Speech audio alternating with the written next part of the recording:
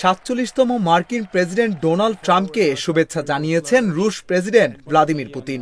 আজ সোমবার ক্যাপিটলে শপথ নেওয়ার ঠিক আগে এই অভিনন্দন জানান তিনি। ব্রিটিশ সংবাদ মাধ্যম বিবিসির এক প্রতিবেদন থেকে এই তথ্য জানা যায়।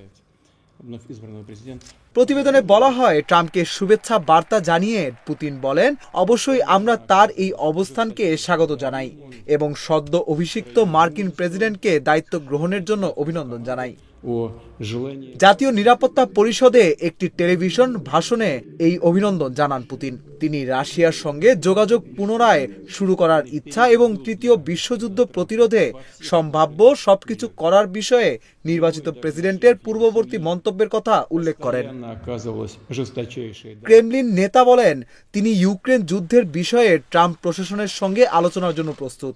সেখানে একটি অস্থায়ী যুদ্ধবিরতি হওয়া উচিত নয়, বরং সকলের বৈধ স্বার্থের প্রতি শ্রদ্ধার ওপর প্রতিষ্ঠিত দীর্ঘমেয়াদী শান্তির দিকেই হাঁটা উচিত।